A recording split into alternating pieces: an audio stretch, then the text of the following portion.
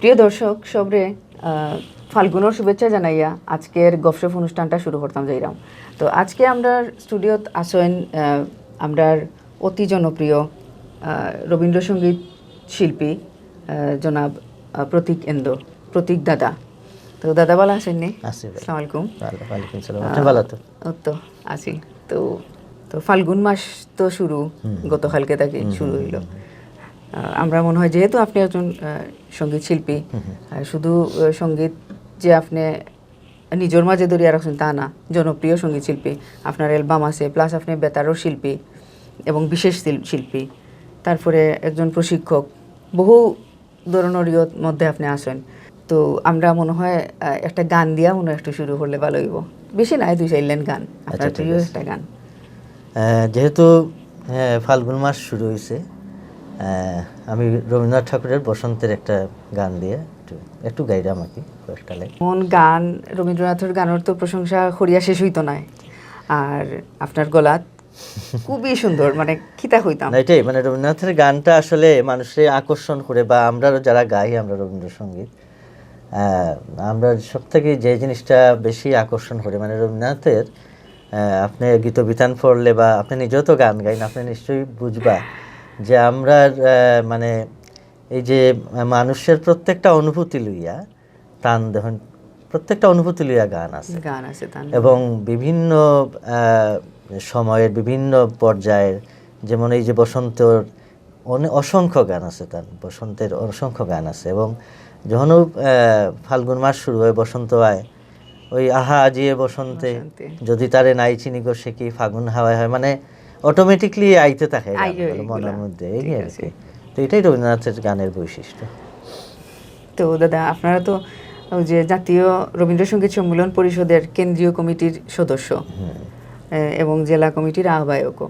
হ্যাঁ, আসলে আমরা জেলা কমিটির আহ্বায়ক আসলা আমরা শ্রদ্ধেয় সুপ্রিয় চক্রবর্তী, বিশিষ্ট সাংস্কৃতিক ব্যক্তিত্ব, ক্রীড়া ব্যক্তিত্ব। তো দুর্ভাগ্যবশত তাইন গত জুলাই মাসও মারা গেছেন। তো তাইনও আহ্বায়কের দায়িত্বে আসলা, তান এখন বর্তমানে আমরা তার অনুপস্থিতি এখন আমার দায়িত্বটা পালন করা লাগে আর কি। আর এদিকে ওই যে রবীন্দ্রসঙ্গীত, আমরা অ্যাকচুয়ালি জাতীয় রবীন্দ্রসঙ্গীত সম্মেলন পরিষদের আমরা তো 70টার মতো শাখা আছে, জেলা এবং থানা মিলিয়া। তো সিলেট আমি কেন্দ্রীয় কমিটির সদস্য হিসাবে আছি এবং সিলেট বিভাগের সমন্বয়কের দায়িত্ব আমার পালন করা লাগে, আর জেলা কমিটির আহ্বায়ক তো আছেই আর কি। হ্যাঁ, সাংস্কৃতিক জোটের কার্যকরী কমিটির, সিলেট সাংস্কৃতিক জোটের কার্যকরী কমিটির মেম্বার হিসাবে আছে আর কি। আবার আপনি তো আছেন শিল্পকলা, তো আপনি মনে হয় প্রশিক্ষক হিসেবে, শিল্পকলা সাধারণ বিভাগও আছে, প্রশিক্ষক হিসাবে আছে।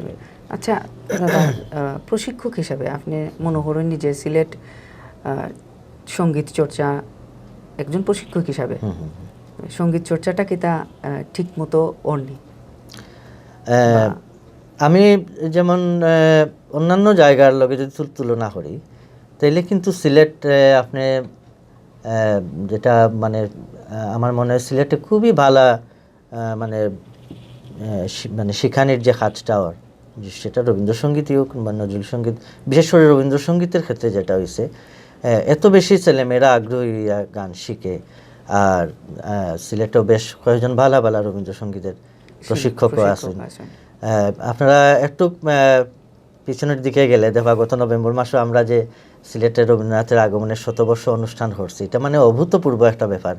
স্টেডিয়ামও যে 7 তারিখ এবং 8 তারিখ নভেম্বরের অনুষ্ঠান হইল, মানে লোকে লোকারণ্য, মানে কি পরিমাণ রবীন্দ্রপ্রেমী আছে সিলেটে। এবং যারা খলিহাতা তাকিয়ে আইছে, বাইরে তাকিয়ে আইছে, যারা গান করতে আইছে, সেমিনারও আইছে, আবৃত্তি শিল্পী, তারাও দেখিয়া মানে রীতিমতো অবাক হয়েছে যে সিলেটের মতো একটা মানে জায়গায় এইভাবে রবীন্দ্র চর্চা হয় এবং এত মানুষ রবীন্দ্রসঙ্গীত শুনতে আইছে। কাজে আমরা আসলে খুব স্বাভাবিকভাবে আমরা মানে কইতেই পারি যে রবীন্দ্রসঙ্গীতের চর্চাটা সিলেটে খুব ভালোভাবেই চলে আর কি। আপনি তো আসলে বাইরেও গেছেন, রবীন্দ্র যে টানি আপনি ইন্ডিয়াত গিয়েছেন, ওই যে 25, 26, 27, 28 ডিসেম্বর তো কলকাতাত খুব বড় একটা অনুষ্ঠান হইল, বিশ্ব সিলেট উৎসব হইল। তো এখানেও আমি গেছি, আমার তারা আমন্ত্রণ জানাইছিল, আমার সৌভাগ্য হয়েছে এখানে যাওয়ার। তো খুব সুন্দর চমৎকার অনুষ্ঠান হয়েছে এবং বিশ্বের বিভিন্ন জায়গা থেকে শিল্পীরা, ডেলিগেটসরা আইসেন। কেন খুব সুন্দর একটা সিলেটিদের যে একটা মিলন মেলা হয়েছে আর কি। খুব ভালো লাগছে। তবে মনে করেন যে ইনোর চর্চা থেকে আমরা যে বাংলাদেশের চর্চা এবং এই ভারতের ইন্ডিয়ার যে তারার চর্চা, এই দুইটার মধ্যে কি আপনার মনে হয়নি যে আমরা আগাইয়া আছি বা তারা আগাইয়া আছে? মানে কিছু কিছু ক্ষেত্রে যেমন তারা অনেক আগাইয়া আছে, কারণ কিতা এখানোর যে মানে সবকিছু টোটাল যে বিষয়টা আসলে পরিবেশ হোক আপনি কিংবা অপরচুনিটি হোক আপনি বা প্রফেশন হিসাবে যে গানটারে নেওয়া, মিউজিকটারে নেওয়া, এই সুযোগগুলো এখানেও বেশি, যার লাগি তারা খুব সিরিয়াসলি এটা মানে মানে যারা শিকার যার একদম ছোটবেলা থেকে, কারণ তার টার্গেটও থাকে যে আমি এটারে প্রফেশন হিসাবে এবং তার লাগে দরজা খোলা আছে। তো এই সমস্ত ক্ষেত্রে তারা একটু মানে আগেই আছে আমরা তাকিয়া। আর আমরা এদিকে আমরা একটু দুর্বল আছি, যে আমরা এখনো যে গানটারে বা শুধু গান না মানে সংস্কৃতির বিভিন্ন বিষয় লগেও আমি কইরাম যে এটারে যে প্রফেশন হিসাবে নেওয়াটা এখনো আমরা দেশটা এখনো গড়িয়া উঠছে না। তবে চর্চার ক্ষেত্রে আমি কইমু বা শুদ্ধতার যদি মানে কথা হই না আপনি, বিশেষ করে রবীন্দ্রসঙ্গীতের কথা আমি কইমু, এদিকে শুদ্ধতার দিক দিয়ে আমরা কিন্তু আগে আছি এবং তারা অকপটে এটা স্বীকারও করে। হ্যাঁ, তারাও কয় যে না আমরা বাংলাদেশে যেভাবে আমরা রবীন্দ্র চর্চা করি শুদ্ধভাবে, এখানেও কিন্তু ওইরকম ভাবে একটু তারা পিছিয়ে আছে এই দিক দিয়ে। এটা আমরা গর্ব করে হইতে আমি পারি যে আমরা অবশ্যই রবীন্দ্রনাথের যে ট্রেডিশনটা আমরা ধরিয়া রাখছি সত্যি। তো আমরা আসলে অনেক গেস্ট আইসন নিলাম, আলাপ হয়েছে রবীন্দ্র চর্চা নাই শুধু, সঙ্গীত চর্চা, নৃত্য চর্চা, তারপরেও যে অভিনয়, বিভিন্ন ক্ষেত্রে সাংস্কৃতিক ব্যক্তিত্ব যারা আইসন তারা ওটাও আসিল যে প্রফেশন হিসাবে নেওয়া, যেটা আমরা সিলেট দেখা গেছে একটু ফিসাইয়া, অন্যান্য তুলনামূলকভাবে সিলেট কিন্তু ফিসাইয়া। একটা যেটা সমস্যা এটা হলো গিয়া, যেমন আমরা তো সবকিছু হইলো গিয়া আর কি একটা পর্যায়ে গেলে আমরা পড়ি দেই এটা যে না দূর আর কিতা দরকার নাই আর বাদ দেই, এটা গান দি তো বাদ খাওয়া ঠিক না, ও ধরনের এটা টেন্ডেন্সি আমরা যে আজকে প্রফেশন হিসাবে এটা নিছি, এটা ধরেন মানে যেমন পরিবারের লগেও যুদ্ধ করিয়া, পরিবার থেকে বাবা মারা হইছেন কিতা হইব গান গায়া কিতা করবাই, কিন্তু ওই যে আমরা তো মানে আমি বিশেষ করে আমার কথাটা কই, যেটা আমার কোনো সময়ও মনে হইছে না যে আর কিছু আমি করতে পারবো। আসলে আমার মনে আমি আর অন্য কিছু করতে পারতাম না, যার লাগে এটা ওই মানে আমার যেহেতু একটা ডিভোশনও আছিল গানের প্রতি, আমার এত বেশি ভালো লাগা আছিল, যার লাগে মানে আস্তে আস্তে এটা ওই প্রফেশন নিয়ে গেছে, প্যাশন হইন প্রফেশন হইন সবটাই এখন গান এখন আসলে দেখা গেছে আমরা চেষ্টা করাম, প্রায় ফ্যামিলিতে চেষ্টা করার যে না এটা দরিয়া রাখা উচিত। অনেকেই মানে এখন মানে আর এখন তো কিছুটা, যেমন আমি যেটা একটু আগে হইলাম, এখন কিন্তু অনেক সরকার থেকেও উদ্যোগ নেওয়া, যেমন আপনার ইতিমধ্যে কিন্তু আমি যতটুকু জানছি যে প্রাইমারি স্কুল লেভেলে আপনার মিউজিক টিচার নিয়োগ দেওয়ার, ওটাও আমরা বাংলা ভিউ থেকে আমরা করছিলাম যে আর্টর আছে কিন্তু দেখো কাছে চিত্রাঙ্কন যেটা এটা কিন্তু আছে, আমরা 8 পর্যন্ত ওকার 9 পর্যন্ত, আগে তো আসিল বেশি, এখন 8 পর্যন্ত নেওয়া হয়েছে এটারে। ওরকম করিয়া যদি সঙ্গীতটা কিন্তু কারিকুলামও আছে কিন্তু ওই যে টিচার নাই, যার লাগে কেউ সাবজেক্ট হিসাবে এই সাবজেক্টটা নেন না। হ্যাঁ, যদি টিচার ওইভাবে নিয়োগ দেওয়া হয় তাহলে দেখবা বাচ্চারা সঙ্গীতটারে আপনি তো মনে করেন না নিজে নাইলান আসলে নেওয়া হোক বা গুরুত্ব দেওয়া হোক এটার উপরে, এবং অলরেডি এটা শুরু হয়েছে গত 2 বছর ধরে। যেমন সিলেটের মনে হয় সম্ভবত 60টা স্কুলে আপনার এটা সংস্কৃতি মন্ত্রণালয়ের একটা প্রজেক্ট, তারা কিন্তু শিক্ষক নিয়োগ দিছে। যেমন আমি অগ্রগামী স্কুলে আছি, বয়েজ স্কুলে আরেকজন আছে, রসম স্কুলে আছে, হ্যাঁ এইভাবে সিলেটের কয়েকটা স্কুলে কিন্তু চলে। এটা সংস্কৃতি মন্ত্রণালয়ের মানে একটা প্রজেক্টের মাধ্যমে চলে কাজ। সপ্তাহে একদিন গানের ক্লাস, মিউজিক ক্লাস নেওয়া হয় আর কি। তো এই জিনিসগুলো যদি শুরু হয়, স্কুল কলেজ ইউনিভার্সিটির যদি আপনার মিউজিকটারে ওইভাবে করা হয়, মানে সরকার থেকে উদ্যোগ নেওয়া হয়, তাহলে কিন্তু বাচ্চাদের মধ্যে যে এটারে প্রফেশন হিসাবে নেওয়া, হ্যাঁ শিক্ষার্থীদের মধ্যে এই জিনিসটা আইব, এবং এটার প্রচার প্রসার গানের ক্ষেত্রে মানে সাংস্কৃতিক কর্মকাণ্ডের ক্ষেত্রে আরো অনেক যুক্ত হইব। ওটাও আমরা চাইলাম যে আমরা প্রসারক, ওইটাই। কারণ একটা দেশে কিন্তু রিপ্রেজেন্ট করে কিন্তু তার সংস্কৃতি।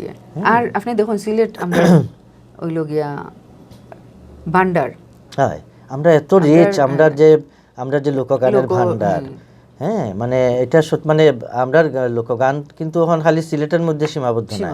আপনি আজকে দেখুন জি বাংলার সারেগামাপাত সিলেটের ওই আমরা শাহ আব্দুল করিমর গান, আমরা হাসন রাজার গান, আমরা রাধা রমনের গান গাইয়া গিয়া দেখা যায় তারা চ্যাম্পিয়ন ওরিয়র, এবং সারা বিশ্বে এখন সিলেটের লোকগানের যেভাবে প্রচার হইছে এটা আসলে সত্যি আমরা লাগে একটা গর্বের বিষয়। আবার আরেকটা জিনিস দেখা যায় গানের বিকৃতি ঘটে, অনেক জায়গায় কিন্তু গানের বিকৃতি ঘটে, যে গান আবার গানের লগে আবার মডেলিং ওর গান, কিন্তু এটা মানে এই দাচর নাই, কিন্তু আধ্যাত্মিক গান রে বানানি ওই যায় প্রেমর গান, ওরকম চলে। এটা আসলে কিছু এই যে মানে কিছু মানুষ আছে যারা একটু সস্তা জনপ্রিয়তার আশায়, হ্যাঁ, বা কিতা হইতাম, এটা কোনো কিন্তু একটা সুস্থ সংস্কৃতির চর্চা আমি মনে করি না, এটা কোনো সুস্থ সংস্কৃতির চর্চা।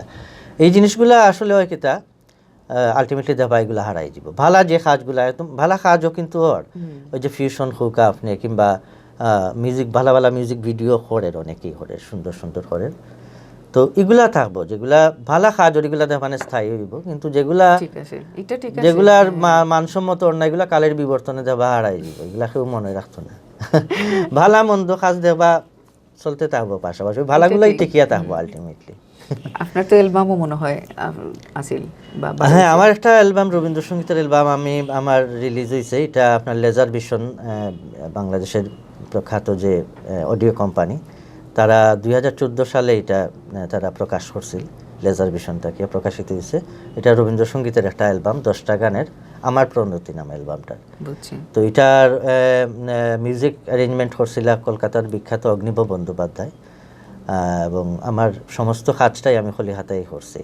একটা গান আমি ডাহাত ডাবিং করছিলাম আর কি। বুঝছি। তো আমরা যদি ও অ্যালবাম থেকে একটা গান শুনতাম। ঠিক আছে, তাহলে এই অ্যালবাম থেকে একটা গান আমি শোনাই। দিবস রজনী আমি যেন কার আশায় আশায় থাকি, দিবস রজনী আমি যেন কার আশায় আশায় থাকি, তাই চমকিত মন চকিত শ্রবণ তৃষিত আকুল আখি, দিবস রজনী আমি যেন কার আশায় আশায় থাকি, চঞ্চল হয়ে ঘুরিয়ে বেড়াই সদা মনে হয় যদি দেখা পাই, চঞ্চল হয়ে ঘুরিয়ে বেড়াই সদা মনে হয় যদি দেখা পাই, কে আসিছে বলে চমকিয়ে চাই, কাননে ডাকিলে পাখি, দিবস রজনী আমি যেন কার আশায় আশায় থাকি। অসংখ্য ধন্যবাদ। আমার প্রিয় একটা গান, তো ভালো লাগছে আর কি, এটা হওয়ার মতো নাই। তো দিবস রজনী আমি যেন কার আশায় আশায়। তো ইলাকেও আছেনি আপনার? এক সময় আসলাম দিবস রজনী ওর আশায়, হয়তো আসলাম, কিন্তু এই মুহূর্তে আসলে ওরকম ভাবে ওর আশায় থাকি না। তবে অনেক কিছুর আশা নিয়েই তো মানুষ বাঁচিয়া থাকে। হ্যাঁ, আশা নিয়ে স্বপ্ন নিয়েই মানুষ বাঁচিয়া থাকে। স্বপ্ন না থাকলে তো শেষ। হ্যাঁ, আর বাঁচিয়া থাকারও থাকে না, অর্থই থাকে না। তো আশা আছে, স্বপ্ন আছে, অনেক কিছু লইয়া দেশ নিয়ে আশা আছে। আমরা দেশটা একটা খুব সুন্দর, যেটা আমরা হাজার বছর শ্রেষ্ঠ বাঙালি জাতির জনক বঙ্গবন্ধু শেখ মুজিবুর রহমানের যে স্বপ্নের সোনার বাংলা, যে অসাম্প্রদায়িক, যে মুক্তিযুদ্ধের চেতনায় যে সোনার বাংলার স্বপ্ন তাই দেখছিলা, সেটা যদি বাস্তবায়ন হয়, এই আশায় আছে, এই স্বপ্ন দেখি। হ্যাঁ, গান নিয়ে স্বপ্ন দেখি। আমি যারা শিখাইলাম তারা যাতে অনেক দূর যাইতে পারে গান লিয়া, নতুন প্রজন্ম যারা, আর তারা যাতে গানটারে সুন্দরভাবে শুদ্ধভাবে সুস্থ সংস্কৃতির চর্চার মধ্যে থাকে, গানটারে আগে নিয়ে যায়, আমরা দেশে যাতে আরো অনেক দেশের মুখটার ভাবমূর্তির আরো উজ্জ্বল করবো, ও সমস্ত আশা স্বপ্ন ওগুলা নিয়েই আসলে আছি আর কি। আচ্ছা, আপনি কি তা মনে করেন যে যেহেতু আপনি আরেকটা প্রশ্ন রয়েছিল আমার ভিতরে যে শিল্পকলার তো আসেন ওটার রিলেটেড, যেমন শিল্পকলাত আমরা একটা আর্ট গ্যালারি নাই, চিত্রাঙ্কনের তো আছে, এটা একটু আপনার হয়তো গানও নাই, গানোর জানি না কতটুকু গানও চর্চা করার মতো জায়গা আছে কিনা না, এটা আমার নাই, বাট তারপরে আমার জানার একটা বিষয় যে আর্ট গ্যালারি নাই, একটা বহুত স্টুডেন্ট বার হয় থাকি, তো এটার ব্যাপারে আপনার কি তা মতামত? হ্যাঁ, না যেমন আসলে যেমন সিলেট জেলা শিল্পকলা একাডেমি যেটা আছে আমরা, এটা তো সিলেট তো আমরা যেহেতু একটা বিভাগীয় শহর, এবং বিভাগীয় শহরের তুলনায় কিন্তু আমরা যে শিল্পকলা একাডেমির যে সমস্ত সুযোগ সুবিধা আছে এটা কিন্তু অনেকটা অপ্রতুল। হ্যাঁ, এটা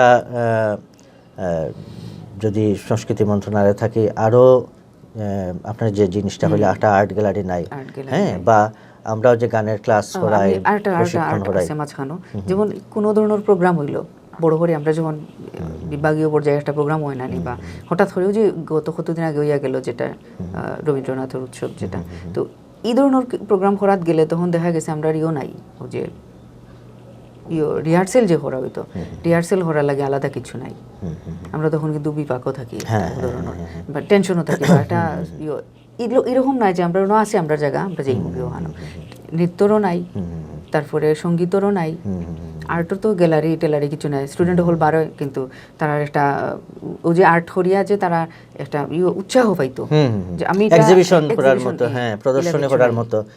হ্যাঁ, এই জিনিসগুলো আসলে সিলেট মানে আমি যেটা হইলাম যে বিভাগীয় শহর হিসাবে এইগুলা কিন্তু সিলেট এই জিনিসগুলো থাকা উচিত। তো আমি যতটুকু মানে ইদানিং শুনছি বিভিন্ন মহল তাকিয়া কথা ওর বা উদ্যোগ নেয়া ও সম্ভবত ওর যে সিলেট একটা কালচারাল একটা বিশাল একটা বড় জায়গা লইয়া কালচারাল অ্যাক্টিভিটিস যাতে সবে করতে পারে, চর্চা করতে পারে, ওরকম একটা জায়গা নির্বাচন করা হওয়ার, এবং ওরকম একটা অনেক বড় একটা হয়তো বিল্ডিং, মাল্টি স্টোরিড বিল্ডিং করা হইব, বা একটা ওরকম উদ্যোগ নেওয়ার কথা আমি শুনলাম। এখনো হইছে না, আমরা প্রায় যে গেস্ট হল আইসেন তান্ডে জিজ্ঞেস যেহেতু তাই সংস্কৃতির লগে জড়িত বা বিভিন্ন কার্যকরী কমিটি আসেন, এর লাগে তারাও জিজ্ঞাসলাম, তো মানে তার কাছে আশ্বাস পাইছি যে ওই আমরা দেখমু এটা বা ওই তো পারে ওরকম, তো এটা যদি হয় আসলে এটা ওটা দরকার হইলে, কারণ নাইলে তো ওই যে যেটা আপনি কইলা আমরা যে শিখাইরাম বা যারা শিখের তারা যে নিজেদের প্রকাশ করতো, এটার কিন্তু একটা আপনার প্ল্যাটফর্ম দরকার, নাইলে তো এটা ওর না, তারা উৎসাহিত হইতে পারে না, এক সময় এটা কিন্তু জড়ি যায়, হয় ওইটাই, তখন তারা সরিয়াই ওইখান থেকে, হ্যাঁ, চর্চার জায়গাটা থেকে সরিয়াই, এটা সত্যি। আচ্ছা, আমার সম্পর্কে আমি আরেকটু একটা ব্যাপার আসলে কইতে চাই, অনেকে জানেন বিষয়টা, আবার অনেকে জানেন না, যেটা হইছে যে আমি কিন্তু একটা শহীদ পরিবারের সন্তান, তো আমরা পরিবারের ঘটনাটা আমি একটু কইতে চাই। সিলেটের যারা মানে আগের অনেক পুরানো যারা আছেন তারা সবে জানেন এটা যে 71-এর 16 ডিসেম্বর কিন্তু আমার ফ্যামিলির একটা মর্মান্তিক দুর্ঘটনা ঘটিয়া গেছে। আমার দাদু আসলা এখানে মিউনিসিপ্যালিটির ডাক্তার, ক্যালকাটা মেডিকেল কলেজ থেকে গোল্ড মেডেলিস্ট ডাক্তার আসলা, খুবই মানে স্বনামধন্য ডাক্তার আসলা। তো তাই এখানে মিউনিসিপ্যালিটির ডাক্তার আসলা, তো যখন যুদ্ধ শুরু হইলো কিছুদিন তাই আমার মামার বাড়িতে আমার মানে বাবা কাকা পিসি আমরা অনেক ফ্যামিলি মেম্বার্স আসলা, তো সবরে লিয়া আমার মামার বাড়িতে গেছলা গিয়া বিশ্বনাথ থানা, এটা প্রয়াগমহল জায়গাটার নাম। তখন যুদ্ধ যখন শুরু হইলো তখন গেলাগে, আর তাই সম্ভবত আবার অগাস্ট সেপ্টেম্বরের দিকে আবার সিলেট আইলা, আমরা ফ্যামিলির সবরে লইয়া আইলা, তাই মণিপুরি রাজবাড়ি একটা বাসাত আসলা। আমরার বাসাটা আসিল মির্জা জাঙ্গাল, একদম মেইন রোডের উপরে, তো একটু সেফে থাকার লাগে মণিপুরি রাজবাড়িত আরেকজন ডাক্তার আসলা ডক্টর হীরেন্দ্র চৌধুরী, তো তারা গেছলা গিয়া ইন্ডিয়াত, তো ও বাসাটা খালি আছিল, তো ও বাসাত গিয়া আশ্রয় লইছিল আর কি। তো 16 ডিসেম্বর আমার 1 মাস বয়স, তো এইগুলো আমি পরবর্তীতে আমরা শুনছি, আমরা আছে এটা গল্পের মতো।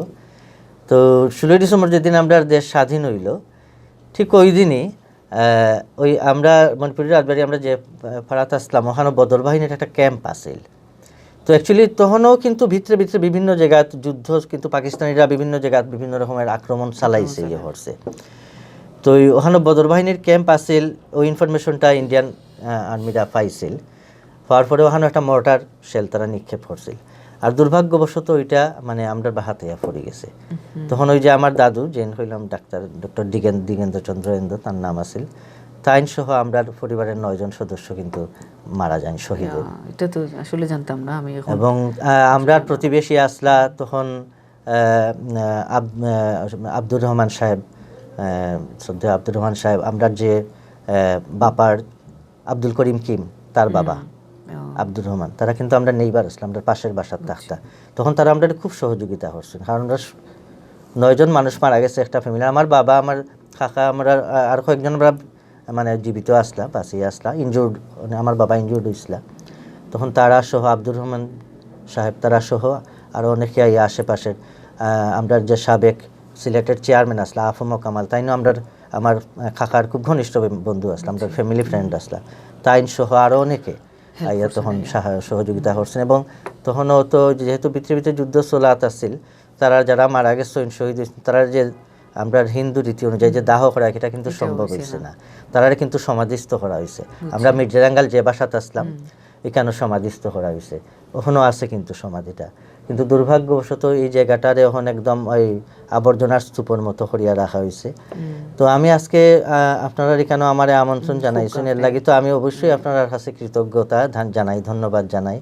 এবং কোনো কথা থাকলে জানানের ওই কথাটাই আমি কইতাম চাইলাম আপনার মাধ্যমে, আমি সবার কাছে একটা আবেদন জানাইলাম যে আমরা এই যে আমার দাদু যে একজন শহীদ বুদ্ধিজীবী ডাক্তার, তাই তো সরল বিশ্বাসে কিন্তু দেশও আসলা যে আমি তো ডাক্তার মানুষ, আমি তো সেবা করি মানুষের, হ্যাঁ, আমারে তো মারতো না কেউ, কিন্তু দুর্ভাগ্যবশত তো তান প্রাণ হারাইছেন, শহীদ হয়েছেন। তো এই যে তারার যে এখানে সমাধিস্থ, যে জায়গাটা সমাধিস্থ করা হয়েছে, আমি আপনার মাধ্যমে সবার কাছে আবেদন জানাইলাম, সিলেটের প্রশাসন, সিলেট সিটি কর্পোরেশনের মেয়র সাহেব আছেন এবং আরও যারা গণ্যমান্য রাজনৈতিক ব্যক্তিত্বরা আছেন, সবার কাছে আমি আবেদন জানাইলাম, আমরা একটা ছোট্ট চাওয়া হইল এখানে যদি একটা স্মৃতিস্তম্ভর মতো করা হয়, যাতে আমরা ওই দিন নির্ধারিত 16 ডিসেম্বরে আমরা বিজয় দিবস, হ্যাঁ, আমরা বিজয়ের আনন্দে আমরা আনন্দিত হই, কিন্তু আমরার ভিতরে কিন্তু একটা দিন যে বিজয় এবং পাশাপাশি আমরা কষ্ট আমরা অনুভব করি, আমরা স্বজন হারানোর বেদনা আমরা অনুভব করি। তো এখানে যদি একটা স্মৃতিস্তম্ভর মতো করা যায়, এর লাগে আমি সবার কাছে আকুল আবেদন জানাইলাম, সবার আপনার মাধ্যমে আমি এটা সবার কাছে আবেদন জানাইলাম। তো আসলে আমরা বাংলা ভিউ চ্যানেলের মাধ্যমে আমিও কইমু যে দাদার এই আশাটা যেন পূরণ হয়, কর্তৃপক্ষ যারা আসেন ইয়র লগে জড়িত তাদের একটু দেখবা এই বিষয়টা। তো দাদা লাস্ট একটা গান, আচ্ছা, যদি আরো দর্শক হলো কিবা মনে মনে ইয়ে করা যে একটা গান শুনি। আচ্ছা, আমি রবীন্দ্রসঙ্গীতের পাশাপাশি একটু অন্য গানও গাই, মানে আমার খুব ভালো লাগে, আরো ভালো লাগবে, একটু পুরানো দিনের গানও আমি করার চেষ্টা করি। আর এবার যখন আমি খলিহাতা গেছিলাম, আমি কয়েকটা গানের ট্র্যাক করিয়া আনছি, খুব শীঘ্রই আশা করি এগুলো আমি ঢাকাতে একটু ডাবিং করিয়া হয়তো প্রচার করার চেষ্টা করব। তো আমি শ্রদ্ধেয় মান্নাদের একটা গান গাই। সুন্দরী গো দুহাই দুহাই মান করুণা, সুন্দরী গো দুহাই দুহাই মান করুণা, আজ নিশীথে কাছে থাকো না বলো না, সুন্দরী গো দোহাই দোহাই মান করুণা। অনেক শিখা পুড়ে তবে এমন প্রদীপ জ্বলে, অনেক শিখা পুড়ে তবে এমন প্রদীপ জ্বলে অনেক কথার মরণ হলে হৃদয় কথা বলে না না চন্দ্রহারে কাজল ধোয়া জল ফেলো না সুন্দরী গো দোহাই দোহাই মান করো না আজ নিশীথে কাছে থাকো না বলো না সুন্দরী গো দোহাই দোহাই মান করো না। নাইস। আসলে আমি আপনার গলা থেকে ধন্যবাদ। গান শুনছি না কোনো সময়, আধুনিক গান খুবই ভালো লাগছে এবং খুব সুন্দর আপনার কণ্ঠ। আমার লাগে সবে আশীর্বাদ করবা আর বাংলা ভিউ চ্যানেল রে আপনিও আমার অসম্ভব প্রিয় একজন মানুষ, প্রিয় একজন কবি, একজন প্রিয় শিল্পী। তো আজকে আমার আমন্ত্রণ জানাইছেন, এর লাগে আপনার চ্যানেল রে আমি অসংখ্য ধন্যবাদ কৃতজ্ঞতা জানাই। আপনার চ্যানেলের আরো উত্তরোত্তর সমৃদ্ধি ঘটুক এই শুভকামনা রইল। আপনারেও অসংখ্য ধন্যবাদ। আমরা এই আজকে চ্যানেলও পাইয়া আরও জানলাম, আরও গান শুনলাম মানে আপনার কণ্ঠে গান শোনা সরাসরি আসলে মানে প্রশংসা করাও কম হয়ে যাব। তো খুব ভালো লাগছে এবং দর্শকরাও হয়তো খুব খুশি হয়েছেন আজকে গান আপনার নিজের কণ্ঠে এবং সরাসরি খালি গলায় গান গাইছেন, খুবই ভালো হয়েছে গান। তারাও অত্যন্ত খুশি হয়েছেন, আমি আশাবাদী এবং তারা দর্শকরা অত সময় আমরা সময় দিয়েছেন, হয়তো চিন্তা করা শেষ করিল রাখানে আমরা সময় স্বল্পতার লাগে শেষ করতে ওর। তো সব ভালো থাকবা, সুস্থ থাকবা, সুন্দর থাকবা। আর আমরা আগামীতে আরও নতুন কোনো মুখ নিয়ে আইমু, অথবা দাদা তো আইবা, আজকে আইসো, এরপরে আরও আমরা অবশ্যই আনবো। আর পরবর্তীতে আরও নতুন কোনো মুখ নিয়ে আইমু। সেই পর্যন্ত সব ভালো থাকুক, সুস্থতা হোক, সুন্দরতা হোক। ধন্যবাদ।